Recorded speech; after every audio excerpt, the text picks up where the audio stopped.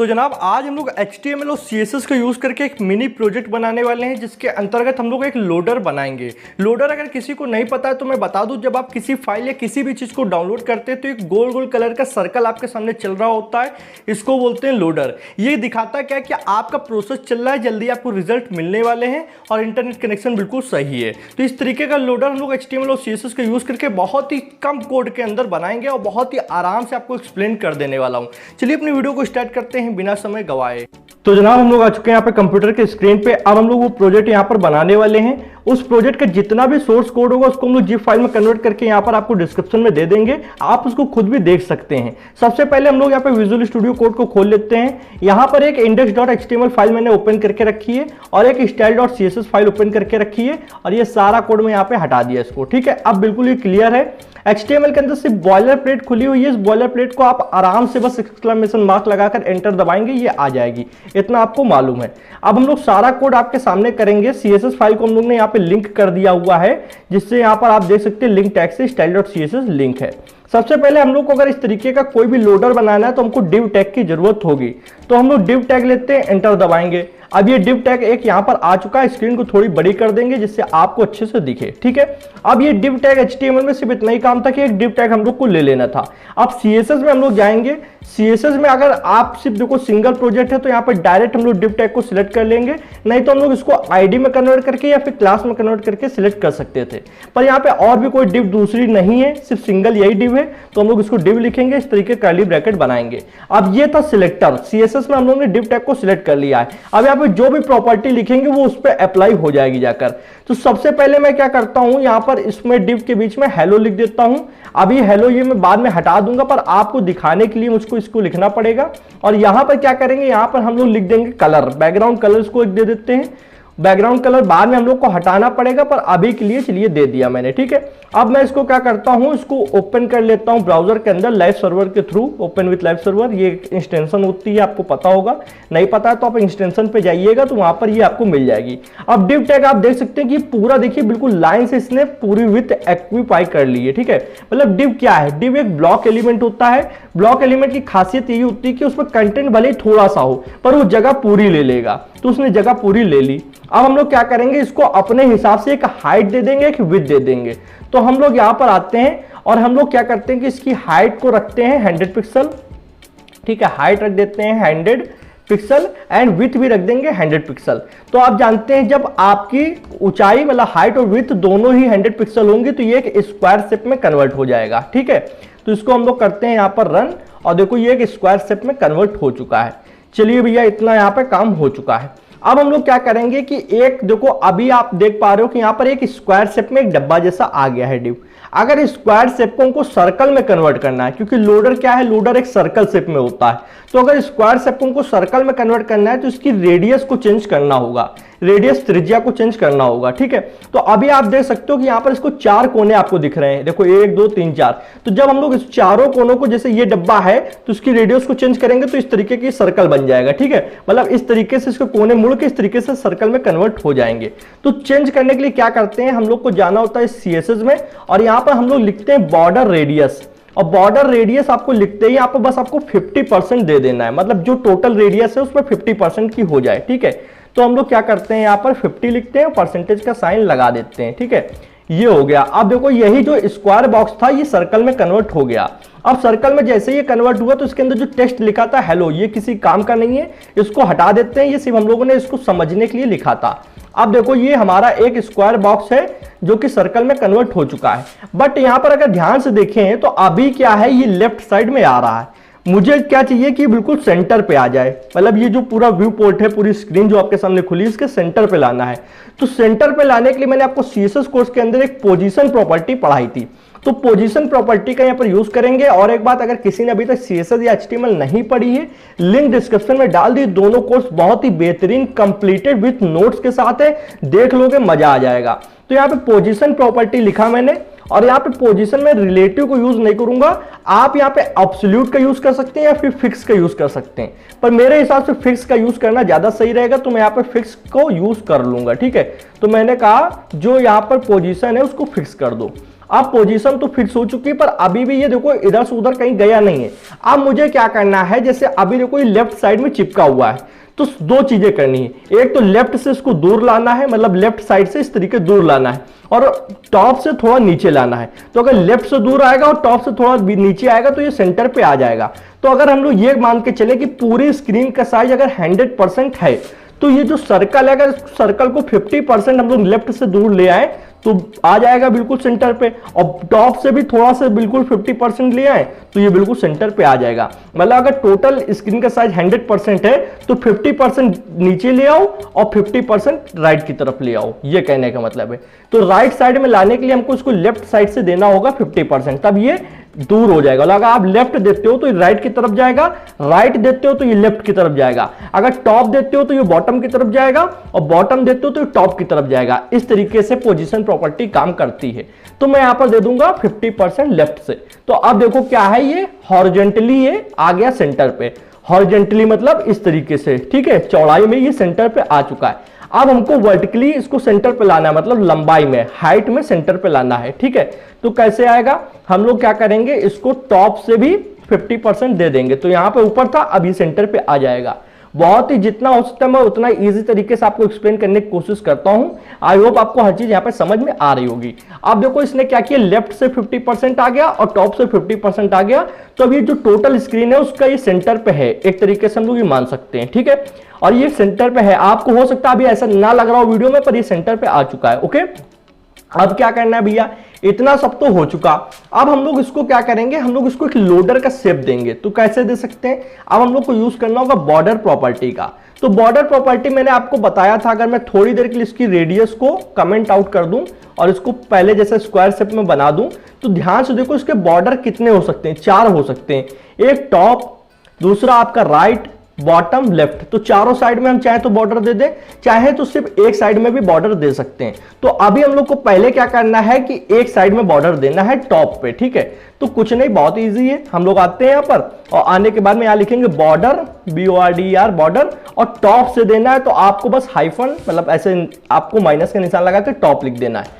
और साइज आपको थोड़ा ज्यादा रखना है, lump sum 20 pixel solid black colour का रखेंगे, ठीक है।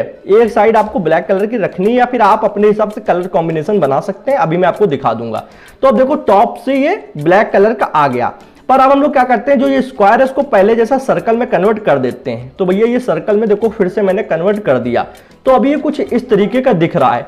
अब क्या करना है, बाकी के जो 3 साइड बचे थे उनमें भी हम लोग को बॉर्डर चढ़ाना है।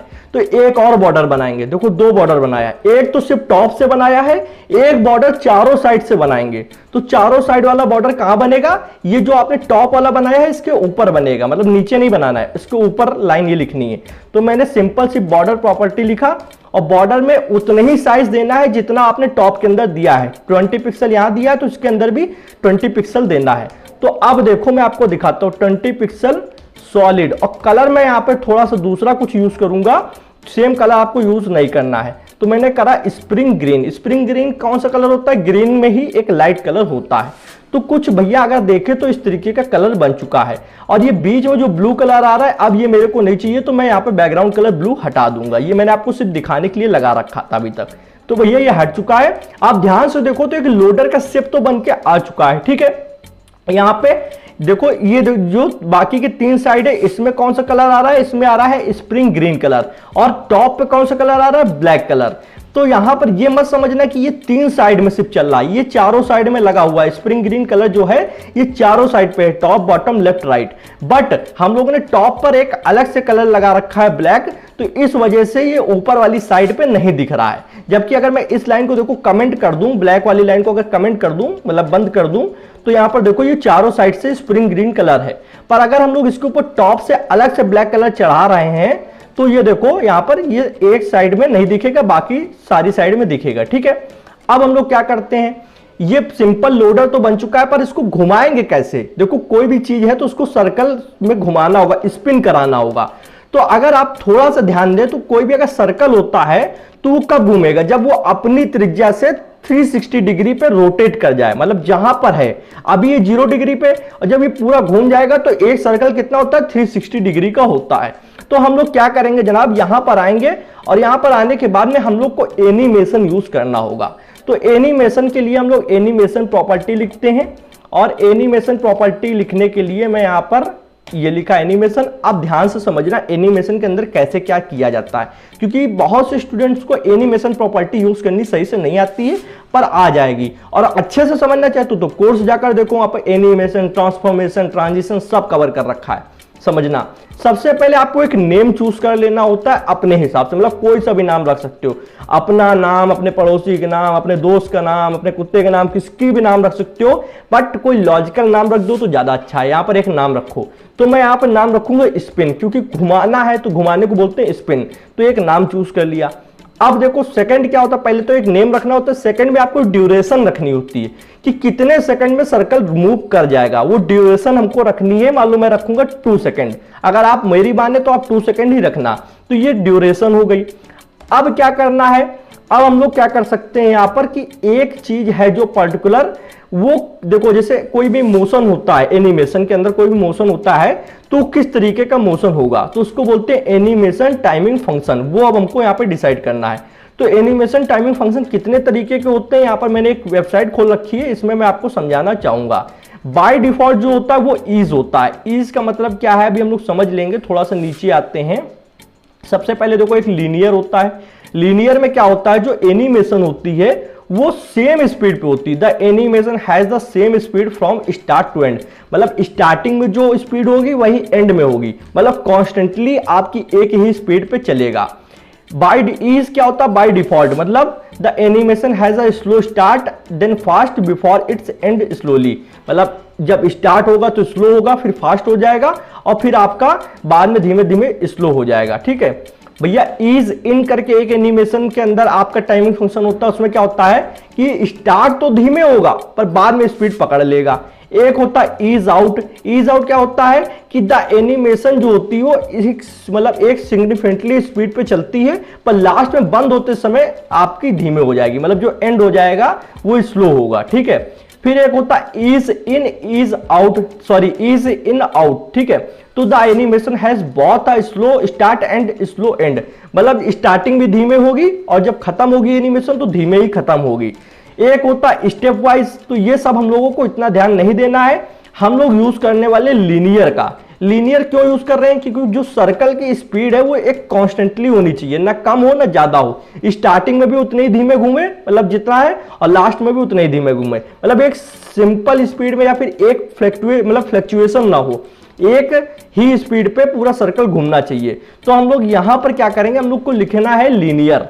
इसको बोलते हैं एनिमेशन टाइमिंग फंक्शन, कि आपका एनिमेशन किस स्पीड से हो। तो मैंने लीनियर डाल दिया। लीनियर मतलब कॉन्स्टेंटली एक ही स्पीड पर चले, ना धीमे हो ना तेज हो, बिल्कुल मध्यम स्पीड पे हो। ठीक है। अब क्या है, अब जो चौथी पॉइंट डालते हैं वो ये डालते हैं कि जो हमारा सर्कल है वो कितनी बार घूमे। 2 बार घुमाना चाहते हो, 5 बार घुमाना चाहते हो, 10 बार घुमाना चाहते हो, वो आप यहाँ पे डाल सकते हो। मान लो 5 बार घुमाना है तो 5 बार डालो, 10 बार घुमाना है तो 10 बार डालो। पर मुझे जो सर्कल है उसको मैं इन्फिनाइट टाइम घुमाना चाहता हूं, जब तक प्रोसेसिंग होगी तब तक वो सर्कल घूमता रहना चाहिए। तो हम लोगों को यहाँ पे लिख देना है इन्फिनाइट। इन्फिनाइट लिखने से क्या है कि वो सर्कल घूमता रहेगा, वो लूप चलता रहेगा इन्फिनाइट। ठीक है। अब अभी भी अगर हम लोग देख रहे तो यहाँ पे कोई भी एनिमेशन होगी नहीं, अभी ये रुका है।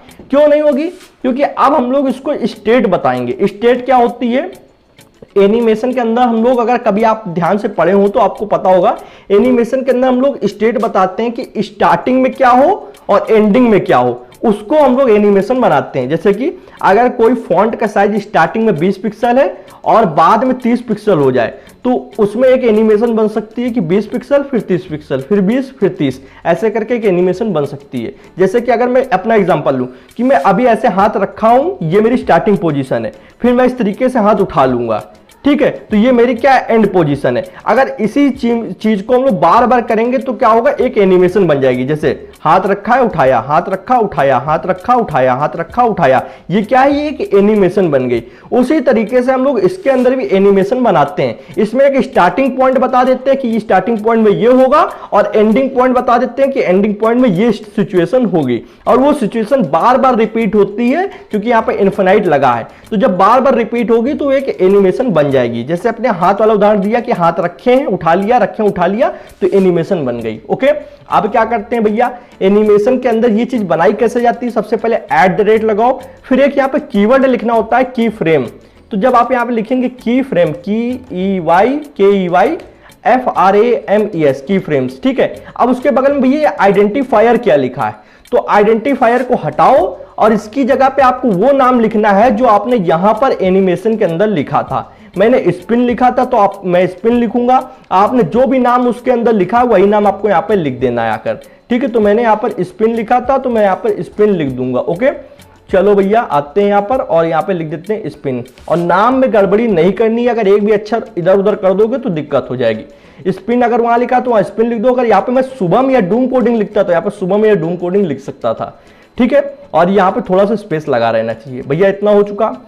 अब सबसे पहले यहाँ पर ध्यान दो, दो सिचुएशन लिखेंगे, एक स्टार्टिंग की और एक एंडिंग की। आप काफी सारी सिचुएशन, काफी सारी कंडीशन भी बता सकते हो, जैसे कि हाथ यहाँ है, फिर यहाँ है, फिर ऐसे गया, ये 3 कंडीशन हो गई। मतलब एक डाउन, एक थोड़ा अप और एक थोड़ा अप, ऐसा भी आप बना सकते हो एनिमेशन के अंदर। बट मुझे यहाँ पर सिर्फ 2 कंडीशन चाहिए, एक सर्कल जब 0 डिग्री पे हो, एक सर्कल जब 360 डिग्री घूम चुका हो। तो 0 डिग्री से 360 डिग्री पे जब बार बार घूमेगा तो एक एनिमेशन बन जाएगी सर्कल चलते हुए।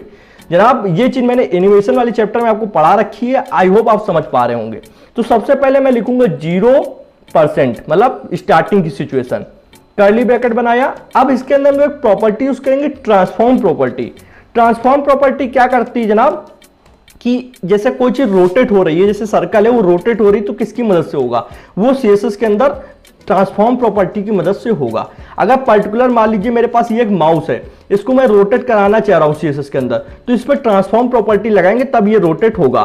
तो अभी 0 डिग्री पे जब ये पूरा एक राउंड इस तरीके घूम जाएगा तब इस 360 डिग्री ले लेगा, अगर ये सर्कल शेप में है, ठीक है। तो मैं इसको घुमाना चाहता हूं तो मैं क्या करूंगा, सिर्फ मैं रोटेट लिखूंगा और यहां पर पैरेंथेसिस ब्रैकेट के अंदर मैं डाल दूंगा अभी 0 डिग्री, मतलब स्टार्टिंग में 0 डिग्री पर है। ये हो गया कौन सी स्टेट बन गई, फ्रॉम स्टेट, जहां से स्टार्ट होना है। एंडिंग स्टेट देखो कैसे बनेगी, कंट्रोल-C इसी को कॉपी कर लेते हैं और यहां पर नीचे लाकर कंट्रोल-V। अब पहले 0% से स्टार्टिंग है, अब यहां पर 100% लिख देंगे, ठीक है, 100%। और 100% पे क्या है, पूरा घूम जाए 360 डिग्री। तो यहां पर अब मैं थोड़ा सा एक्सप्लेन करूंगा, समझना। सबसे पहले की फ्रेम्स का यूज किया।